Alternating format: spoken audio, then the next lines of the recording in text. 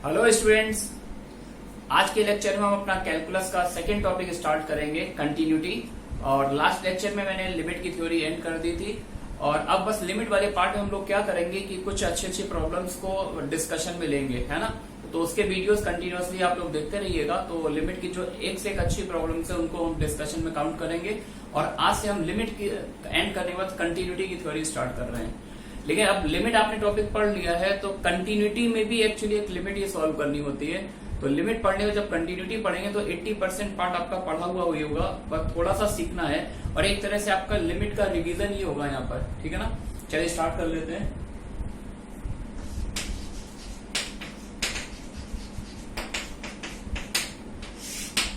Continuity, है ना।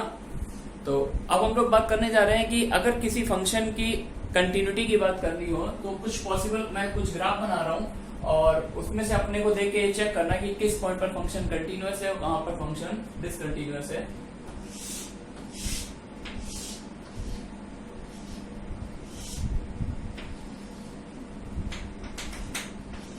थोड़ा सा केयरफुल होकर बनाइए ग्राफ। जहां पर डॉट है वहां डॉट बनाइएगा, जहां पर होलो सर्कल है वहां पर होलो सर्कल, ठीक है ना।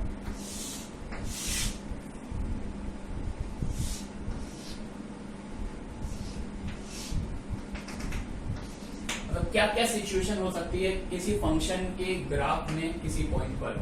ऐसा पॉसिबल ग्राफ भी हो सकता है, ये सिचुएशन भी हो सकती है।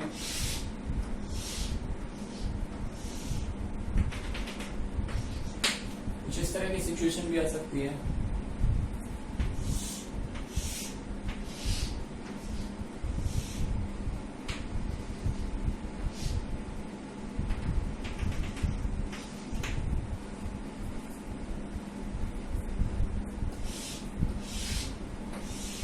ऐसा भी हो सकता है कि ए पर एसिम्प्टोट आ रहा हो ग्राफ का, समथिंग लाइक दैट।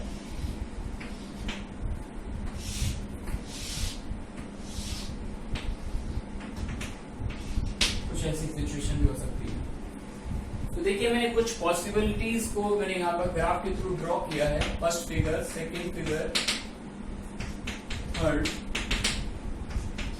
फोर्थ, फिर सिक्स, है ना। मुझे चेक करना है कि इसमें इन ग्राफ में से किस ग्राफ में फंक्शन ए पर कंटिन्यूअस है ना। ग्राफिकल अप्रोच क्या है कंटिन्यूटी की।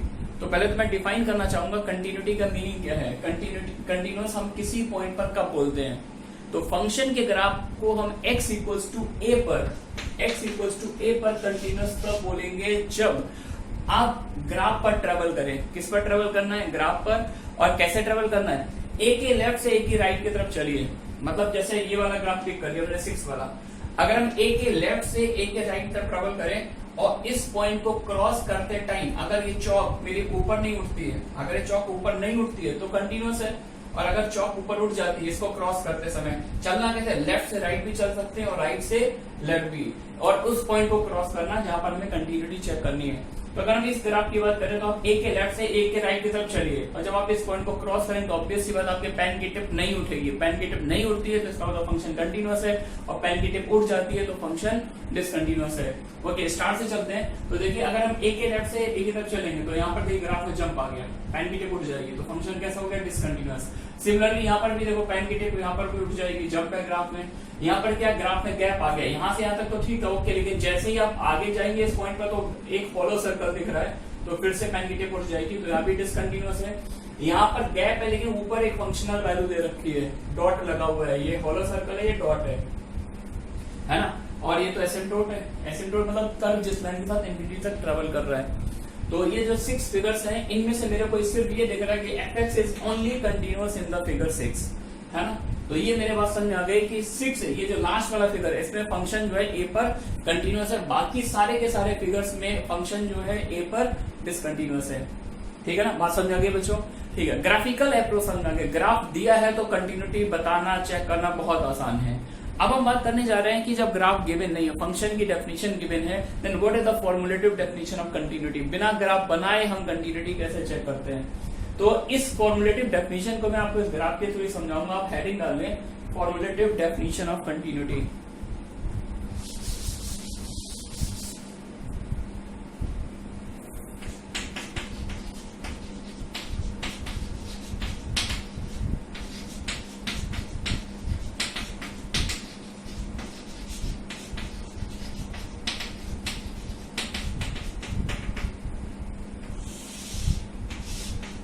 फॉर्मुलेटिव डेफिनेशन ऑफ कंटिन्यूटी है ना। तो ये मान के चलिए जैसे इस केस की बात करें तो मैंने लेट कर दिया ये वाली हाइट 5 है, ये होलो सर्कल की, और ये जो डॉट है इसकी हाइट 7 है। तो केवल इस फोर्थ वाले ग्राफ को देखिए और मुझे ये बताइए क्या ए पर फंक्शन की लिमिट एग्जिस्ट कर रही है? यस और नो? क्या ए पर फंक्शन की लिमिट एग्जिस्ट कर रही है? तो लिमिट में मैंने क्या बोला था, अगर लिमिट देखना तो जस्ट लेफ्ट देखो और जस्ट राइट। तो ए के जस्ट लेफ्ट से ए की तरफ ट्रेवल करो, हाइट कितनी आ रही है 5। ए के जस्ट राइट में देखो, ए के जस्ट राइट में हाइट कितनी आ रही है 5, है ना। ए पर क्या है इससे कोई मतलब नहीं, लिमिट का मतलब just left and just right. तो ए के जस्ट पीछे से अटैक किया तो भी हाइट 5 आ रही है, राइट से अटैक किया तो भी हाइट 5 आ रही है, यानी ए पर लिमिट एग्जिस्ट कर रही है। और लिमिट का answer limit x approaches to fx, इस लिमिट आंसर क्या है 5। आ रही है बस समझ में। लेकिन अब मैं ये देख रहा हूं कि ए पर यहाँ पर होलो सर्कल आ रहा है और ए पर फंक्शन की वैल्यू क्या आ रही है 7। ए पर फंक्शन की वैल्यू क्या आ रही है 7। देख अगर ये सोचो कि अच्छा यहाँ पर ये तो क्लियर है ही कि फंक्शन में डिसकंटिन्यूटी है क्योंकि होलो सर्कल क्रिएट हो गया यहाँ पर, ठीक है ना। लेकिन सोचो यार कि अगर यही डॉट ऊपर से नीचे आ जाए, ये वाला डॉट जो 7 हाइट पर आ रहा है यही डॉट नीचे आ जाए तो ये जो गैप क्रिएट हुआ है ये गैप फिल हो जाएगा, और गैप फिल हो जाएगा तो फंक्शन यहाँ पर कंटिन्यूअस बन जाएगा। समझ रहे हैं ना। तो ए पर लिमिटिंग वैल्यू 5 है और ए पर फंक्शनल वैल्यू 7 है। आ रही है बात समझ में। ए पर फंक्शन की हाइट 7 है, लेकिन अगर ये दोनों नंबर सेम होते तो ये डॉट जो है नीचे आ जाता और नीचे आ जाता तो ये जो गैप है ये फिल हो जाता, और गैप फिल हो जाता तो फंक्शन कैसा बन जाता, कंटिन्यूअस बन जाता, है ना। तो लिख लेंगे fx is said to be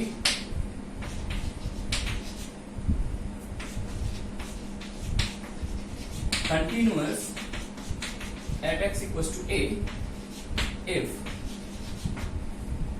continuous होने के लिए डेफिनेशन क्या है, limit x approaches to fx, यानी उस पॉइंट पर फंक्शन की लिमिटिंग वैल्यू, उस पॉइंट पर फंक्शन की लिमिटिंग वैल्यू और फंक्शनल वैल्यू दोनों सेम होनी चाहिए, है ना। जो लिमिट से के थ्रू हाइट आ रही है वही फंक्शन की वैल्यू से हाइट आनी चाहिए, फंक्शन उस पॉइंट को वही वैल्यू ले जो लिमिट का आंसर आ रहा है। अगर ये दोनों मैच कर जाएगा तो ऑटोमेटिकली फंक्शन उस पॉइंट पर कंटिन्यूअस हो जाएगा। आ रही बात कुछ समझ में।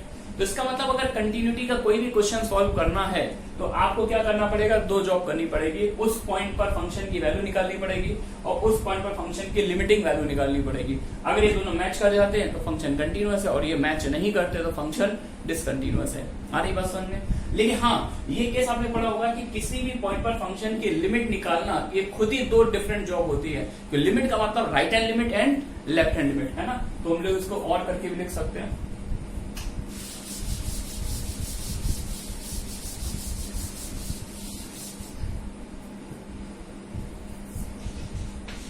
और राइट हैंड लिमिट को कैसे लिखते थे, limit h goes to 0 a पर राइट हैंड लिमिट। ए के जस्ट राइट में कौन सा पॉइंट होता है, a प्लस एच, है ना। यही सिखाया था आपको फर्स्ट लेक्चर में, मैंने रेफर कीजिएगा कि अगर डाउट है तो फर्स्ट लेक्चर लिमिट का वीडियो में जाके देखिएगा। Limit h goes to 0 f of a plus h. Left hand limit क्या होती है, limit h goes to 0 f of a minus h। ये a के जस्ट आगे पॉइंट होता है a प्लस h, इसे RHL बोलते हैं। a के जस्ट पीछे पॉइंट होता है a माइनस h, इसे बोलते हैं लेफ्ट हैंड लिमिट LHL। तो राइट हैंड लिमिट और लेफ्ट हैंड लिमिट बराबर हो और ये वैल्यू किसके इक्वल हो, वैल्यू ऑफ द फंक्शन, मतलब ये तीनों पिक्चर बराबर हो, RHL LHL और फंक्शन की वैल्यू। और ये वैल्यू होनी किसके इक्वल चाहिए, अ फाइनाइट क्वांटिटी, है ना। एक फाइनाइट क्वांटिटी होनी चाहिए। बात समझ आ गई बच्चों। यानी कंटिन्यूटी का कोई भी क्वेश्चन करना तो अपने को 3 जॉब करनी है। कितनी जॉब करनी है, 3 जॉब्स। RHL निकालना है उस पॉइंट पर LHL निकालना है और फंक्शन की वैल्यू निकालनी है। अगर तीनों इक्वल आ जाए तो कंटिन्यूअस है, और कुछ और हो जाए तो गॉड नोस, अपन बोल देंगे यार डिसकंटिन्यूअस है, ठीक है ना। तो ये हमने बात कर ली है कि किसी पॉइंट पर कंटिन्यूटी कैसे चेक की जाती है। अब हम पॉइंट से आगे मूव करें, हम बात करें किसी इंटरवल में कैसे चेक करते हैं। ओपन इंटरवल में कंटिन्यूटी चेक करने का क्या मैनर है और क्लोज इंटरवल में कैसे चेक करते हैं। तो नेक्स्ट हेडिंग डाल दीजिए आप लोग,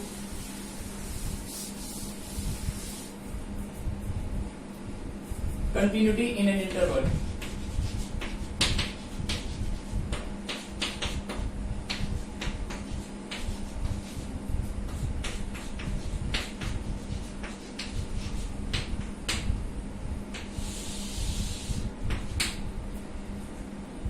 Continuity in an interval.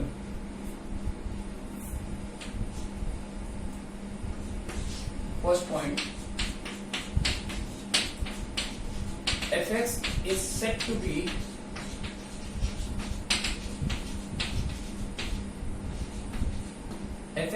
be continuous in open interval AB if it is continuous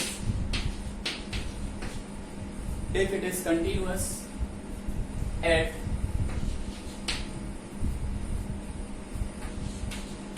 each point of the interval। कोई भी फंक्शन ओपन इंटरवल में कंटिन्यूअस तब होता है जब वो उस इंटरवल के हर पॉइंट पर कंटिन्यूअस हो, यानी ए से बी के बीच के हर पॉइंट पर। क्योंकि आप जानते हैं ओपन इंटरवल में बाउंड्री पॉइंट इंक्लूड नहीं होते। अगर मैं ओपन इंटरवल ए और बी की बात कर रहा हूं तो ए पर चेक नहीं करना है, बी पर चेक नहीं करना है, लेकिन ए से जस्ट बड़े और बी से जस्ट छोटे, ए से बी के बीच के सारे पॉइंट चेक करने। ठीक है ना, तो ये तो ओपन इंटरवल की कहानी हो गई। अब बात करते हैं क्लोज इंटरवल की। fx is said to be continuous in closed interval AB if first part, function closed interval में कंटिन्यूअस होता है if fx is continuous in open interval A, मतलब क्लोज इंटरवल में। अब अगर क्लोज इंटरवल लगा दिया मैंने तो अब आपको ए पर भी बात करनी है, बी पर भी बात करनी है, और एक से बी के बीच के जितने भी पॉइंट है सभी पर बात करनी है। तो क्लोज में कंटिन्यूअस होने के लिए एक पार्ट नेसेसरी हो गया कि ओपन में तो कंटिन्यूअस होना ही चाहिए। ठीक है ना, अब ओपन में कंटिन्यूअस हो गया। अब ओपन में बोलने के बाद जब हम एंड पॉइंट की बात करेंगे, इस एंड पॉइंट पर कंटिन्यूटी कैसे बात करते हैं, तो देखिए क्लोज इंटरवल ए भी दिया हुआ है, यानी ए के जस्ट पीछे ग्राफ अवेलेबल नहीं है। ग्राफ हमें सिर्फ कहां से कहां तक दिया हुआ है, ए से बी तक का दिया हुआ है। तो ए पर अटैक जो होगा, ए पर अटैक किधर से होगा, सिर्फ राइट से होगा, क्योंकि ए के पीछे ग्राफ अवेलेबल नहीं है। तो इस एंड पॉइंट पर कंटिन्यूटी चेक करनी हम बोलते हैं fx जो है ए पर राइट से कंटिन्यूअस होना चाहिए। fx ए पर राइट से कंटिन्यूअस होना चाहिए। राइट से कंटिन्यूअस का होने मतलब ए पर राइट हैंड लिमिट और ए पर फंक्शन की वैल्यू, ये दोनों बराबर होनी चाहिए। ठीक है ना, तो सेकंड पॉइंट है fx is right continuous at x equal to, function का ग्राफ ए पर राइट से कंटिन्यूअस होना चाहिए। ए पर राइट से कंटिन्यूअस होने का मैथमेटिकल मीनिंग क्या है, limit x approaches to a plus fx, यानी ए पर राइट हैंड लिमिट और ए पर फंक्शन की वैल्यू, ये दोनों इक्वल होनी चाहिए। इसे बोलते हैं राइट से कंटिन्यूअस होना। Is that okay? ठीक है, तो इस एंड पॉइंट की बात करें। अब अपन इस एंड पॉइंट की बात करें, अगर बी की बात करें तो बी के पीछे ग्राफ है, बी के आगे ग्राफ अवेलेबल नहीं है, तो बी पर अटैक किधर से होगा, पीछे से अटैक होगा, है ना, पीछे से अटैक कर सकते, बी के पीछे ग्राफ है। तो बी पर फंक्शन कैसे कंटिन्यूअस होना चाहिए, लेफ्ट से कंटिन्यूअस। बी पर फंक्शन लेफ्ट से कंटिन्यूअस, लेफ्ट से कंटिन्यूअस होने का मतलब बी पर लेफ्ट हैंड लिमिट और बी पर फंक्शन की वैल्यू दोनों इक्वल होनी चाहिए। तो थर्ड पॉइंट है fx is left continuous at x equals to b, function का graph x equals to b पर लेफ्ट से कंटिन्यूअस होना चाहिए। दैट इज, इसका मैथमेटिकल मीनिंग b पर left hand limit x goes to b minus fx equals to b, यानी b पर left hand limit और b पर फंक्शन के लिए दोनों बराबर हो। आ रही बात समझ में? तो रिपीट करता हूं, अगर किसी क्लोज इंटरवल में कंटिन्यूटी चेक करनी है तो पहले ओपन इंटरवल में, यानी बीच वाले तो हर पॉइंट में तीनों तरफ अटैक होगा। बीच का कोई भी पॉइंट लेंगे तो इस पर राइट से भी लिमिट निकालेंगे, लेफ्ट से भी लिमिट निकालेंगे और पॉइंट पर फंक्शन की वैल्यू, तीनों काम करना होगा। लेकिन एंड पॉइंट की बात करेंगे तो ए पर किधर से अटैक होगा, राइट से, तो ए पर राइट से कंटिन्यूअस, और बी की बात करेंगे, इस एंड पॉइंट की बात करेंगे तो इस पर लेफ्ट से कंटिन्यूअस होना चाहिए। ठीक है ना?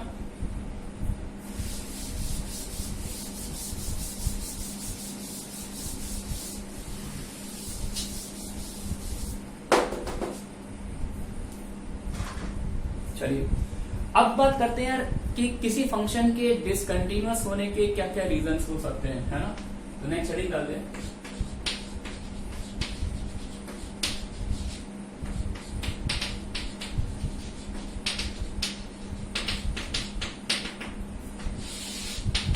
Reasons of discontinuity.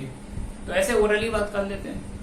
तो कंटिन्यूटी के लिए क्या जरूरी है? कंटिन्यूटी की जरूरी है कि पहले तो उस पॉइंट पर, जिस पॉइंट पर आप कंटिन्यूटी चेक कर रहे हैं, उस पॉइंट पर लिमिट एग्जिस्ट करनी चाहिए, पॉइंट नंबर 1। दूसरी बात, उस पॉइंट पर फंक्शन भी डिफाइंड होना चाहिए, लिमिट भी एग्जिस्ट करे, फंक्शन भी डिफाइंड हो। तीसरा कंडीशन, लिमिटिंग वैल्यू और फंक्शनल वैल्यू, जो लिमिट का आंसर है वही फंक्शन की वैल्यू, अगर ये सारी चीजें मैच करती तो हम बोलते हैं यस फंक्शन का graph x equal to a पर कंटिन्यूअस है। अब हम बात करें कंटिन्यूअस नहीं है तो क्या क्या हो सकता है? बहुत सारे रीजन हो सकते हैं। हो सकता है कि x इक्वल टू a पर फंक्शन की लिमिट ही एग्जिस्ट ना कर रही हो। अगर लिमिट एग्जिस्ट नहीं करेगी तो कंटिन्यूअस होने का सवाल ही नहीं पैदा होता है ना। अगर ग्राफ में किसी पॉइंट पर जंप आ रहा है, एक पॉइंट से हाइट 3 आ रही है और आगे से आ रहा है हाइट 5 आ रही है, ग्राफ में जंप आ गया तो लिमिट एग्जिस्ट नहीं करेगी। आ रही बात समझ में? तो पहला रीजन तो ये हो गया कि x इक्वल टू a पर फंक्शन की लिमिट एग्जिस्ट ना कर रही हो। दूसरा रीजन हो सकता है कि यार लिमिट एग्जिस्ट कर रही है लेकिन उस पॉइंट पर फंक्शन डिफाइंड नहीं है, ग्राफ में हॉलो सर्कल आ रहा है ना। तो दूसरा ये रीजन हो सकता है। तीसरा ये भी रीजन हो सकता है कि लिमिट भी एग्जिस्ट कर रही है, फंक्शन भी डिफाइंड है लेकिन लिमिटिंग वैल्यू और फंक्शनल वैल्यू डिफरेंट है। जैसा मैंने आपको फिगर नंबर 4 में अभी बताया था 10-15 मिनट पहले, है ना, कि लिमिट से हाइट 5 आ रही है और फंक्शन की हाइट 7 है, तो उस केस में फंक्शन वहां पर कंटिन्यूअस नहीं हो पाएगा। 3 रीजन मैंने बोले, कौन कौन से? या तो लिमिट एग्जिस्ट ना करे पहला, दूसरा लिमिट एग्जिस्ट करे लेकिन फंक्शन डिफाइंड ना हो दूसरा, तीसरा लिमिट भी एग्जिस्ट करे फंक्शन भी डिफाइंड हो लेकिन लिमिटिंग वैल्यू फंक्शन वैल्यू वहां पर मैच ना करती हो। ठीक है ना? ओके, चलिए अब मैं एक ग्राफ बना रहा हूं और थोड़ा सा ग्राफिकल अप्रोच आपको सिखाता हूं कि ग्राफ को देखकर आपको बताना होगा कि फंक्शन कहां पर कंटिन्यूअस है, कहां पे डिसकंटिन्यूअस है और डिसकंटिन्यूटी का रीजन क्या है ना। तो ये तो अपने आप लिख लीजिए, रीजन ऑफ डिसकंटिन्यूटी क्वेश्चन से समझाते हैं। लेकिन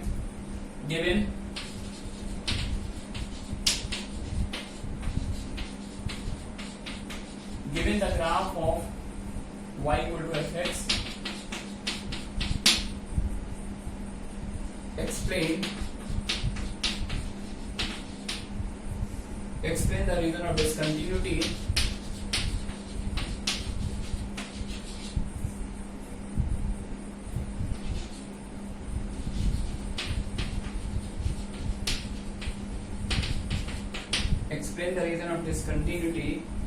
at the point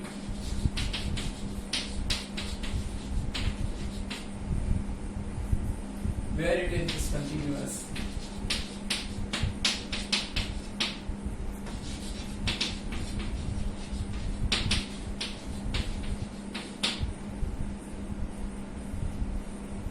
तो एक ग्राफ बना लेते हैं।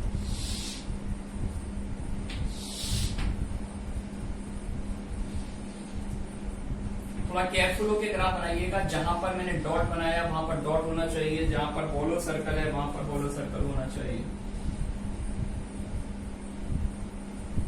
यहां पर होलो सर्कल है, ये डॉट है,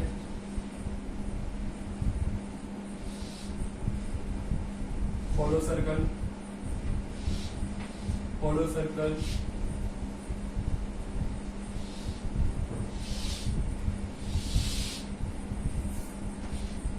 0, 1, 2, 3, 4, 5. This height is 1, this is 2, and the height of this dot is 3. है ना? Dotted lines are not the part of the graph. These lines are only drawn for the clarity of the figure. Okay. You are given the graph of y equal to fx. ठीक है ना? अब 1 by 1 मैं बात करता हूँ। बताइए क्या x इक्वल्स टू 1 पर, पहला क्वेश्चन, लिमिट एग्जिस्ट कर रही है? x इक्वल्स टू 1 पर लिमिट एग्जिस्ट कर रही है क्या? नो। क्यों नहीं कर रही है? क्योंकि देखिए 1 पर लेफ्ट से अटैक करेंगे तो लिमिटिंग वैल्यू क्या आ रही है? 0, और 1 पर राइट से अटैक कर रहे हैं तो लिमिटिंग वैल्यू क्या आ रही है? 1। यानी 1 पर ग्राफ में जंप आ रहा, दिख रहा ना कि पीछे से अटैक कर रहे हैं हाइट 0, आगे से अटैक कर रहे हैं हाइट 1। तो ग्राफ में कभी भी जंप आएगा तो लेफ्ट हैंड लिमिट अलग आंसर आएगा, राइट हैंड लिमिट अलग आंसर आएगा, है ना। तो इसका मतलब 1 पर लिमिट एग्जिस्ट नहीं कर रही है, तो इसका मतलब 1 पर फंक्शन कंटिन्यूअस नहीं होगा। तो लिख देंगे fx is discontinuous at x equals to 1, because reason क्या है, रीजन ये है कि limit x goes to 1 fx does not exist. तो ग्राफ में जब पारा लिमिट ही एग्जिस्ट नहीं करे, तो जब लिमिट ही एग्जिस्ट नहीं करे तो कंटिन्यूटी का तो सवाल ही पैदा नहीं होता, है ना। कंटिन्यूअस है तो लिमिट एग्जिस्ट करेगी 100%। कंटिन्यूअस है तो लिमिटिंग वैल्यू और फंक्शनल वैल्यू सेम होनी चाहिए। तो कंटिन्यूअस है तो लिमिट एग्जिस्ट करेगी, लेकिन अगर लिमिट एग्जिस्ट कर रही है तो हम नहीं बोल सकते कि वो कंटिन्यूअस होगा या नहीं होगा, ठीक है ना। 2 की बात करें, बताइए 2 पर फंक्शन कंटिन्यूअस है या नहीं, यस और नो। तो कंटिन्यूअस होने से पहले ये चेक करो क्या लिमिट एग्जिस्ट करती है, यस कर रही है। आपको याद आ होगा ये ग्राफ मैंने लिमिट में भी समझाया था आपको, जिस दिन आपको वन साइडेड लिमिट पढ़ाई थी, तो कनेक्ट कर लीजिएगा वहां से भी। तो 1 के पीछे से 2 के पीछे से अटैक करे हाइट 1 आ रही, 2 के आगे से अटैक करे तो भी हाइट 1 आ रही है, यानी 2 पर लिमिट तो एग्जिस्ट कर रही है। And the answer of the limit is 1। 2 पर लिमिट एग्जिस्ट कर रही है और लिमिट का आंसर 1 है। लेकिन क्या 2 पर फंक्शन डिफाइंड है, नहीं। 2 पर होलो सर्कल आ रहा है, 2 पर लिमिट एग्जिस्ट करे लेकिन 2 पर फंक्शन डिफाइंड नहीं है, इसका मतलब फंक्शन कर रहा 2 पर भी कंटिन्यूअस नहीं है। Second comment, fx is DC means discontinuous, not a direct current. DC means discontinuous because we are learning mathematics here. fx is discontinuous at x equals to 2. fx is discontinuous at x equals to 2 because what is the reason? Because f2 is not defined. 2 पर function defined नहीं है, is that okay? Now if we talk about the point x equals to 3, what happens at this point? Clearly from left of x equals to 3 the fx approaches to 2, and from right fx also approaches to 2. Therefore the limiting value of fx at x equals to 3 is what? 2. दोनों तरफ attack कर रहा हूँ, 3 के पीछे से भी attack कर रहा हूँ, 3 के राइट से भी अटैक कर रहा हूँ, और दोनों तरफ से लिमिटिंग वैल्यू मेरे को क्या मिले 2, है ना। तो 3 पर लिमिट एग्जिस्ट कर रही है, लेकिन 3 पर क्या फंक्शन डिफाइंड है, यस फंक्शन भी डिफाइंड है। एक डॉट देखिए, 3 पर फंक्शन की वैल्यू भी 3 आ रही है, फंक्शन भी डिफाइंड है, लिमिट भी एग्जिस्ट कर रही है, लेकिन क्या है लिमिट का आंसर और फंक्शन की वैल्यू मैच नहीं कर रही है। क्योंकि आपको याद होगा यहां से मैंने समझाया था कि कंटिन्यूटी की डेफिनेशन मैथमेटिकली क्या होनी चाहिए। तो 3 में भी मेरा वही आंसर है यार, write yourself fx is discontinuous at x equals to 3।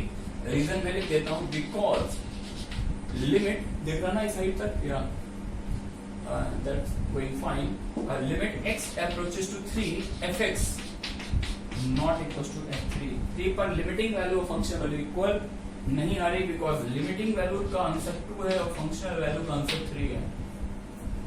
4 पर क्या बोलोगे, ओके लिमिट का आंसर भी 1 आ रहा है और फंक्शन की वैल्यू भी 1 आ रही है, डॉट लगा हुआ है यहाँ पर। तो fx is continuous at x equals to 4। fx is continuous at x equals to 4, सही है क्या? चलिए इसकी बात कर लेते हैं। x इक्वल्स टू 0 पर बोलिए क्या बोलना चाहिए। This is a very special case, x equals to 0 पर देख रहे हैं क्या? हाँ, कुछ बच्चे तो थोड़ा सा अलर्ट है, वो बोलेंगे sir this is a special case because this is a case of one sided limit.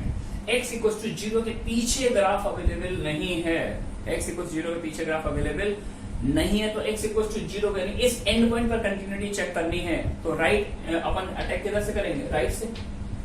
इस पॉइंट पर राइट हैंड लिमिट निकालेंगे और इस पॉइंट पर फंक्शन की वैल्यू देखेंगे, है ना। अगर दोनों मैच कर जाएंगे तो मैं बोलूंगा फंक्शन का ग्राफ 0 पर कंटिन्यूअस है, क्योंकि यहाँ पे डॉट लगा हुआ है, होलो सर्कल नहीं है। तो लिमिटिंग वैल्यू भी बना रही है, फंक्शन की वैल्यू भी बना रही है ना। पीछे देखेंगे नहीं, क्योंकि ग्राफ ही नहीं देखेंगे, कैसे अटैक कर ही नहीं सकते वहां पर, है ना। तो 5 पर क्या आ जाएगा, fx is continuous at x equals to 0। बिल्कुल सही है क्या? x इक्वल्स टू 5 पर क्या बोलेंगे आप? अगर 5 पर तो फंक्शन कहाँ जा रहा है, इनफिनिटी की तरफ, और राइट साइड में ग्राफ ही अवेलेबल नहीं है, तो ये भी एक वन साइडेड लिमिट का केस है। लेकिन यहाँ पे लिमिट एग्जिस्ट नहीं करेगी, क्योंकि लिमिट एग्जिस्टेंस का मतलब लिमिट का आंसर एक फाइनाइट नंबर आना चाहिए, जबकि x इक्वल टू 5 के जस्ट पीछे देखो तो ग्राफ की हाइट कहाँ जा रही है, गॉड के घर तक जा रहा है फंक्शन, इनफिनिटी तक जा रहा है। आ रही है बात समझ में? तो 5 पर भी फंक्शन कैसा होगा, डिसकंटिन्यूअस, ठीक है। After this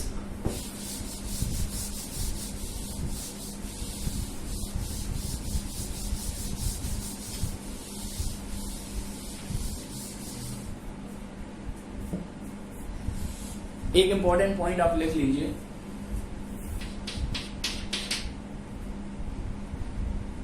all polynomial functions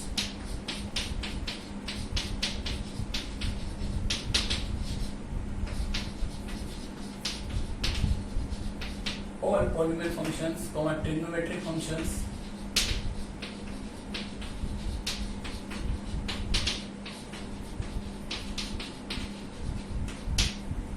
exponential and logarithmic functions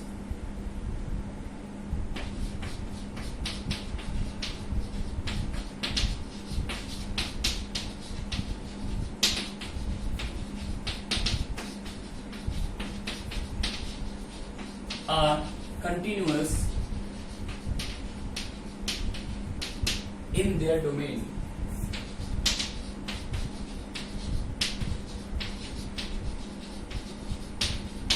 मतलब जितने भी पॉलिनोमियल फंक्शंस है, all polynomial functions are continuous, all trigonometric functions are continuous. अब थोड़ा सा डाउट आता है कि सर ये बोल रहे हैं कि ट्रिग्नोमेट्रिक फंक्शंस आर कंटिन्यूअस, जबकि tan x का ग्राफ तो हमने पढ़ा था सर कुछ ऐसा होता है। sin x का तो मान लिया, tan x का ग्राफ तो कुछ इस तरह से आता है। अब tan x का ग्राफ ऐसा है तो दिख रहा है कि सर π/2 पर ये एसिम्प्टोट है, ये इंफिनिटी जा रहा है, 3π/2 पर भी डिसकंटिन्यूटी दिख रही है ना। लेकिन ध्यान से देखिए, डिसकंटिन्यूअस इन देयर डोमेन, क्योंकि लाइंस बहुत ही इंपॉर्टेंट है ना। एनसीईआरटी लिखता है कि tan x जो होता है अपनी डोमेन में कंटिन्यूअस होता है। डोमेन में तो ऑब्वियस सी बात है कंटिन्यूअस होगा, क्योंकि π/2 पर तो ये फंक्शन ही डिफाइंड नहीं है। π/2, 3π/2 जहां पर आपको इसके ग्राफ में डिसकंटिन्यूटी दिख रही है, these points are not the part of the domain. हरी बात समझ में? तो tan x को हम लोग कंटिन्यूअस फंक्शन की तरह ही ट्रीट करते हैं, क्योंकि डोमेन में कोई भी डिसकंटिन्यूटी नहीं है। लेकिन अगर हम फ्रैक्शनल पार्ट ऑफ x की बात करें तो this is not a continuous function. Integral part की बात करें, this is not a continuous function. क्यों? क्योंकि ये 0 पे डिफाइंड है, ये 1 पर डिफाइंड है, 2 पे, हर इंटीजर पे डिफाइंड है। लेकिन हर इंटीजर पर इसके ग्राफ में क्या आता है? जंप आता है। देखिए 0 है, 1 है, 2 है, तो 0 के जस्ट पीछे हाइट देखो 1 आ रही है, 0 के जस्ट आगे हाइट 0 आ रही है। जंप है 0 पर, 1 पर भी जंप है, 1 के जस्ट पीछे हाइट 1 आ रही है, 1 के जस्ट आगे हाइट 0 आ रही है। तो ये डिसकंटिन्यूअस फंक्शन है। But tan x is a continuous function because इसमें जो डिसकंटिन्यूटी है वो उसके डोमेन में इंक्लूड नहीं है। आ रही बात समझ में? ठीक है। अच्छा, एक दो पॉइंट मैं इसमें और ये भी ऐड कर लेता हूं। डिसकंटिन्यूटी की बात हम लोग हमेशा मतलब डोमेन में करते हैं, है ना। तो कंटिन्यूटी की बात, अगर हमें डिसकंटिन्यूटी की बात करनी हो तो हम लोग ये जरूर चेक करते हैं कि उस पॉइंट के नेबरहुड में ग्राफ अवेलेबल होना चाहिए, है ना। किसी पॉइंट पर हम फंक्शन को डिसकंटिन्यूअस तभी बोलेंगे जब उसके या तो लेफ्ट साइड में ग्राफ अवेलेबल हो या फिर उसके राइट साइड में ग्राफ अवेलेबल हो, मतलब कम से कम एक साइड में ग्राफ अवेलेबल होना चाहिए। लेकिन अगर किसी पॉइंट के ना तो राइट में ग्राफ है ना लेफ्ट में ग्राफ है, राइट लेफ्ट दोनों में ग्राफ नहीं, केवल एक पॉइंट दिख रहा है, तो हम उसको डिसकंटिन्यूअस नहीं बोलते, हम उसको कंटिन्यूअस फंक्शन एज्यूम करते हैं, है ना। और एक स्पेशल एग्जांपल मैं ले रहा हूं जिसको हम पॉइंट फंक्शन बोलते हैं। fx = 1 - x + x - 1। Think about the graph of this function. मैं कहता हूं कि यार इसका ग्राफ प्लॉट करो, तो आप सबसे पहले डोमेन निकालोगे, तो ये वाली पिक्चर पॉजिटिव होनी चाहिए, यानी x 1 से छोटा होना चाहिए, ये पॉजिटिव होने का मतलब x 1 से बड़ा होना चाहिए। लेकिन दोनों एक साथ डिफाइन होने के लिए सिर्फ क्या होगा? x = 1। Is that okay?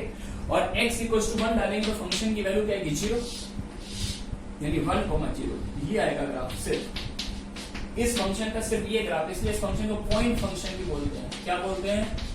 Point function, ठीक है ना। तो अब देखिए, ना तो इसके राइट में ग्राफ है ना इसके लेफ्ट में ग्राफ है, तो हम लोग इसको क्या एज्यूम करेंगे? Continuous function. तो नोट्स में लिख लीजिएगा, पॉइंट फंक्शंस आर कंटिन्यूअस, ठीक है ना। तो आज का लेक्चर अपन यहीं तक रखते हैं। अब नेक्स्ट लेक्चर में अपन इसकी प्रैक्टिस प्रॉब्लम्स करेंगे, ठीक है ना। Okay, thanks for watching.